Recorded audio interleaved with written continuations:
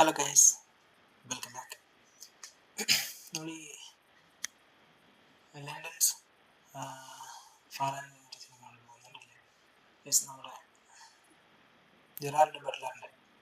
അപ്പോൾ അതിൻ്റെ part 1 part 3 ഒക്കെ ഉണ്ടെന്ന് തോന്നുന്നുണ്ട്. സോ അതുപോലെ വൈറ്റ് ഹൗസ് ഫാലൻ എന്ന് പറഞ്ഞിട്ട് സിനിമ ഉണ്ടെന്ന് തോന്നുന്നുണ്ട്. സോ ഇതൊക്കെ ഞാൻ പണ്ടപ്പോൾ കണ്ട ആ സിനിമയാണ്. ഞാൻ ഒന്നും സെർച്ച് ചെയ്ത് നോക്കിയില്ല അങ്ങനെ സിനിമ ഉണ്ടെന്നുള്ളത്. മൈൻഡിൽ വന്നു, ഞാൻ പറഞ്ഞു. സോ തെറ്റാണെങ്കിൽ ക്ഷമിക്കാം. ഞാൻ പറഞ്ഞത് നമ്മൾ വൈറ്റ് ഹൗസ് നമുക്കറിയാമല്ലോ, പിന്നെ ട്രംപ് വൈറ്റ് ഹൗസ്.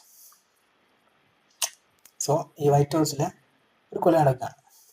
കൊലയുമായിട്ട് ചുറ്റിപ്പറ്റി അവിടെയുള്ള ജീവനക്കാരും ആരാണ് മരിച്ചതെന്നുള്ളതും അതിനെക്കുറിച്ചുള്ള ഇൻവെസ്റ്റിഗേഷൻസും ഒക്കെയാണ് നമുക്ക് ഈ ഒരു സീരീസിൽ കാണിക്കുന്നത്.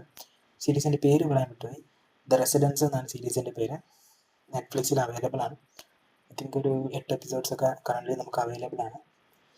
കുറച്ചൊക്കെ ഇരുന്ന് കാണണം എന്നാഗ്രഹിക്കുന്ന ആൾക്കാരാണെങ്കിൽ ടൈമുണ്ട്, കുഴപ്പമില്ല, ഒരു വെറൈറ്റി ആയിട്ടൊന്ന് പിടിച്ചു നോക്കാം എന്നാഗ്രഹിക്കുന്ന ആൾക്കാരാണെങ്കിൽ ജസ്റ്റ് കുറച്ചൊക്കെ വെറൈറ്റി ആയിട്ടുള്ള ഒരു എൻ്റർടൈൻമെൻറ്റ് തരുന്ന ഒരു ആവറേജ് ലെവലിൽ ഒരു എൻ്റർടൈൻമെൻറ്റ് തരുന്ന ഒരു സീരീസാണ് ദ റെസിഡൻസ്. ക്വാളിറ്റി ലെവലിൽ ഓക്കെയാണ്. പെർഫോമൻസ് ലെവലിൽ തന്ന ആൾക്കാരൊക്കെ നല്ലപോലെ പെർഫോം ചെയ്തിട്ടുണ്ട് കിട്ടിയ ക്യാരക്ടേഴ്സിനെ. സോ അതുകൊണ്ട് തന്നെ പെർഫോമൻസിലൊന്നും നമുക്ക് ബോറടിക്കില്ല. പ്ലോട്ട് നമുക്ക് ചിന്തിക്കാവുന്ന ലെവലിലാണ് പ്ലോട്ടൊക്കെ പോകുന്നത്. സോ അതുകൊണ്ട് തന്നെ ഭയങ്കര ഗംഭീരമായിട്ടുള്ള സംഭവങ്ങളൊന്നും നമുക്ക് എടുത്തു പറയാനില്ല. ജസ്റ്റ് ഒരു തവണ കണ്ടിരിക്കാവുന്ന ഒരു ആവറേജ് സീരീസ്. അതിനപ്പുറം ഒന്നും എനിക്ക് ഈ ഒരു റെസിഡൻസ് എന്ന് പറയുന്ന ഈ ഒരു സീരീസിൽ തോന്നിയിട്ടില്ല. സോ നിങ്ങൾ എങ്ങനെയായിരുന്നു ഈ ഒരു സീരീസിനെ കണ്ടത്, എക്സ്പീരിയൻസ് എങ്ങനെയായിരുന്നു എന്നുള്ളത് കമൻറ്റിൽ ലീവ് ചെയ്യുക. Take care.